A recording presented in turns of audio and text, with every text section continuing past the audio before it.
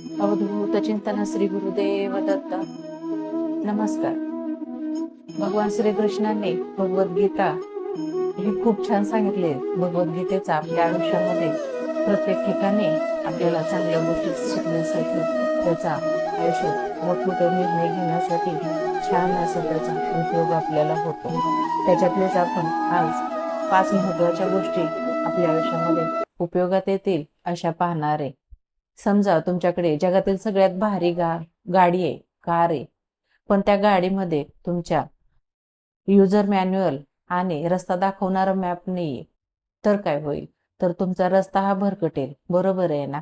आजच्या जनरेशनचं आणि जनजीतचं सुद्धा असेच झालेले, त्यांची अवस्था अशीच आहे. आज आपल्याकडे हाय स्पीड इंटरनेट आहे, स्मार्टफोन आहे, त्याचबरोबर करिअरचे हजारो ऑप्शन्स आहेत. त्याचबरोबर प्रचंड मनामध्ये गोंधळ झालेला आहे. खूप गोंधळ असतो आपल्या मनामध्ये. अजून करिअरची चिंता आहे आपल्याला, ओव्हर थिंकिंग आहे, नात्यांमध्ये होत असलेला चढ उतार आहे. बरोबर आहे ना? पण तुम्हाला माहिती आहे का, हजारो वर्षापूर्वी मैदानावरती अर्जुन सुद्धा याच मानसिकतेतून जात होते. त्यावेळी त्याचे हात सुद्धा थरथर कापत होते. त्याला काय करायचं ते सुचत नव्हतं. त्यावेळेस अर्जुन सुद्धा खूप डिप्रेस झाले होते. त्यावेळी भगवान श्रीकृष्णांनी अर्जुनाला जे सांगितलं तेच आपण आता पाहतोय. ते फक्त युद्धापुरतं मर्यादित नव्हतं. ते होतं आपल्या मानवी आयुष्याच्या सगळ्यात मोठ्या लाईफ मॅन्युअल श्रीमद भगवद्गीतेमध्ये. आता आज आपण या व्हिडिओमध्ये याच भगवद्गीतेतील 5 प्रॅक्टिकल गोष्टी पाहणार आहे, जे आपल्याला आणि आपल्या तरुणाईला डिप्रेशन आणि कन्फ्युजन मधून बाहेर काढतील आणि यशाच्या शिखरापर्यंत पोहोचवतील. त्याच्यासाठी हा व्हिडिओ शेवटपर्यंत नक्की बघा. आता याच्यातली पहिली गोष्ट आपण जी बघणार आहे, तर पहिल्या गोष्टीला आपण सुरुवात करायच्या अगोदर भगवद्गीतेमध्ये एक श्लोक आहे, जो आपल्याला सगळ्यांनाच माहिती आहे. आपण प्रत्येक ठिकाणी तो ऐकला सुद्धा असेल. कर्मण्येवाधिकारस्ते मा फलेषु कदाचन. याचा आजच्या भाषेमध्ये सोपा अर्थ काय असेल, तर आपण एखादा अभ्यास सुरू करण्यापूर्वी किंवा नवीन काम सुरू करण्यापूर्वी विचार करतो, माझं सिलेक्शन होईल का, लोकांनी मला रिजेक्ट केलं तर, किंवा मी एखादं युट्यूब चॅनल सुरू केलंय, त्याला व्ह्यूज भेटतील का, किंवा ते छान असं चालेल का. अशा प्रकारे भरपूर गोष्टी आपल्या मनामध्ये चालू असतात. तेव्हा भगवान श्रीकृष्ण म्हणतात की रिझल्टची अपेक्षा तुम्ही करू नका, कारण रिझल्ट हा तुमच्या हातात नसतोच. त्याच्यामुळे रिझल्टचा विचार न करता, रिझल्टचा विचार करून तुमची ऊर्जा वाया घालवण्यासाठी तुमच्या हातात जी काम आहे, तुमच्या हातात जे गोष्ट आहे, त्याचा प्रयत्न करा, त्याच्यासाठी प्रयत्न करा.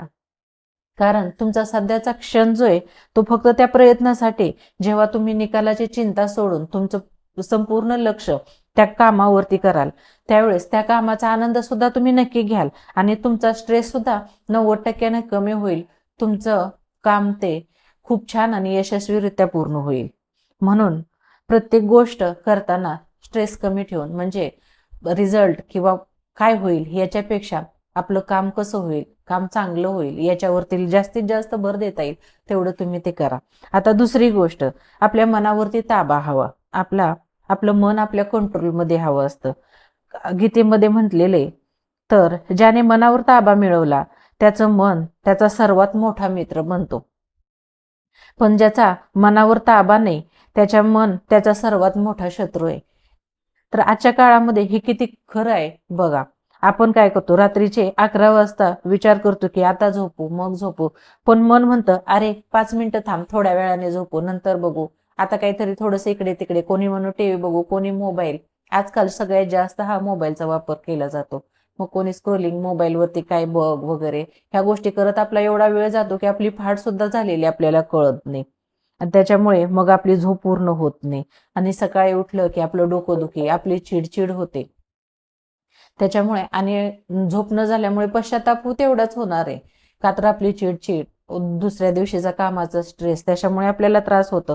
आणि हे सगळं कशामुळे होतं, का तर आपलं मन हे आपल्या कंट्रोलमध्येच नसतं. त्याच्यामुळे आपल्या मनावरती आपला ताबा हवा.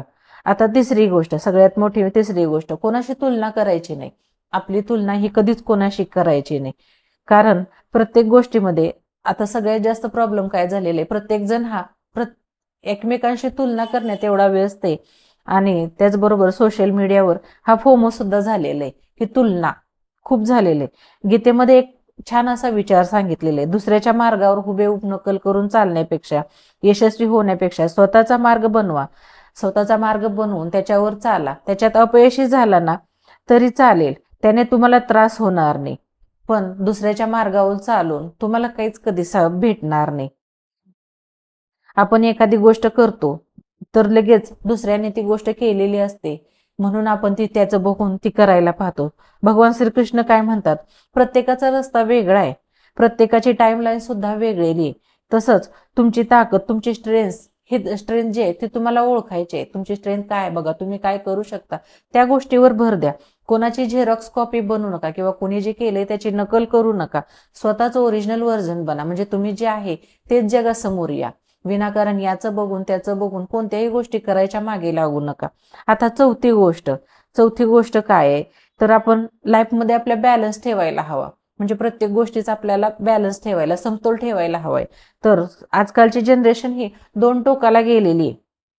एकतर हसल कल्चरच्या नावाखाली तरुण रात्रदिवस काम करतात, म्हणजे रात्रदिवस खूप कष्ट करायचं, काम करायचं, त्याच्यामध्ये स्वतःची तब्येत बिघडते, मानसिक शांतता आपली राहत नाही. आणि दुसरीकडे काय होतं, दुसरीकडे काही जण काय होतात, प्रचंड आळशी राहतात, दिवसभर पडलेले असतात. असे दोन प्रकारचे असतात, म्हणजे एक तर असतात दिवस रात्र कष्ट करणारे आणि दुसरे खूप आळशी असतात.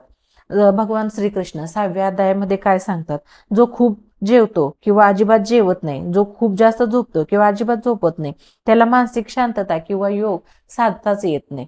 कारण त्याचं मन असं कंट्रोलमध्येच नाही राहत, कारण त्याचे स्थिरता नाहीये, कुठल्या गोष्टीचं जे आहे त्याचं लाईफमध्ये बॅलन्स नाहीये. तो आज इकडे उद्या तिकडे, आज इकडे उद्या तिकडे हेच करण्यामध्ये त्याचा बॅलन्स राहत नाही आणि त्याच्यामुळं त्याच्या कुठल्याच गोष्टीत असे स्थिरता नाहीये. महत्वाचं काय, तर स्वतःच्या जीवनामध्ये आपल्याला बॅलन्स हवा. करिअरसाठी कष्ट नक्की करा, पण सोबत आरोग्य, कुटुंब आणि स्वतःचा मानसिक शांतता याच्यासाठी सुद्धा वेळ काढा. त्याचबरोबर आता 5वा मुद्दा आपण बघतोय, तर या 5व्यामध्ये काय, बदल स्वीकारायचं. आता बदल स्वीकारणं म्हणजेच काय, तर परिवर्तन हा संसाराचा नियम आहे. हे आपण प्रत्येक ठिकाणी ऐकलेले, परिवर्तन हा संसाराचा नियम आहे. म्हणजे पूर्वीचा काळ वेगळा होता, पूर्वीच्या काळाप्रमाणेच आज आपण वागतो का, तर नाही. आपण आजच्या काळाप्रमाणे थोडंसं घडवलेले, आजचे चेंजेस आजच्या यानं वागते, तर आपली पिढी सुद्धा आपल्या 21व्या शतकाप्रमाणेच आपल्याला चालायला हवं. तर जे आज आहे, आपण म्हणतो जे आज तुमचं आहे ते उद्या कोणाचं तरी असेल, परवा तिसऱ्याच कोणाचं तरी असेल. आजकालच्या छोट्या छोट्या गोष्टीने आजकालचे तरुण खूप खचून जातात. नोकरी गेली, परीक्षेत कमी मार्क मिळालं तर त्यांना असं वाटतं की सगळं काही संपलंय. पण असं काही नाही, लक्षात ठेवा, कोणती परिस्थिती कायम राहत नाही. आणि आज वाईट वेळ आहे, उद्या ती नक्कीच बदलेल. भूतकाळामध्ये जे झालं ते बदलता येत नाही, पण त्यातून शिकून पुढे जाऊन नक्कीच आपल्या हातात काहीतरी करणं राहतं. म्हणून झालेल्या गोष्टींचा विचार न करता उद्या काय होईल, उद्या मी काय करेन, याच्यावर जास्त भर द्यायचा आहे तुम्हाला. आता दुसरी गोष्ट, तुम्ही प्रत्येक वेळेस मी हे करेल, मी ते करेल, त्याच्यापेक्षा जे चाललंय त्याच्याकडे लक्ष द्या. भूतकाळात काय घडलंय त्याचा विचार न करता चालू गोष्टींचा विचार करा. नक्कीच तुम्हाला या सगळ्या गोष्टींचा विचार केला तर तुम्हाला तुमच्या आयुष्यात फरक जाणवेल. 5000 वर्षापूर्वी भगवद्गीतेमध्ये सांगितलेलं आज आपण 26व्या शतकात सुद्धा रोजच्या आयुष्यात किती अचूक लागू होतंय ते बघा. हा केवळ एक धार्मिक ग्रंथ नाहीये, तर ते आर्ट ऑफ लिव्हिंग आहे. जेव्हा जेव्हा तुमच्या आयुष्यात नैराश्य येईल, कन्फ्युजन येईल, तेव्हा शांत बसा आणि गीतेचा विचार आठवा. तुम्हाला तुमच्या आयुष्यातील प्रत्येक प्रश्नाचं उत्तर हे नक्कीच मिळेल. आज आपण पाहिलेले मुद्दे, त्याच्यातला पहिला आहे तो आपल्या प्रोसेसवर लक्ष देणं, दुसरा आहे ते मन कंट्रोल, तिसरा आहे ते कोणाशी तुलना न करणं, चौथा लाईफमध्ये आपल्या बॅलन्स ठेवणं आणि 5वा स्वतःमध्ये बदल स्वीकारणं. म्हणजेच जे चाललंय त्याच्यात जे चाललेले आहेत ते बदल स्वीकारून पुढे जाणं. त्याच्यामुळे या प्रत्येक गोष्टीतले 5 गोष्टींपैकी तुम्हाला कुठली गोष्ट आवडली ते मला कमेंट करून नक्की सांगा. या 5 गोष्टींमध्ये एखाद्या गोष्टीमुळे तरी तुमच्या आयुष्यामध्ये सकारात्मक बदल घडेल अशी अपेक्षा करते. आणि व्हिडिओ आवडला तर लाईक करा, शेअर करा आणि सबस्क्राईब करायला विसरू नका. अवधूत चिंतन, श्री गुरुदेव दत्त. जय श्री कृष्ण. राधे राधे.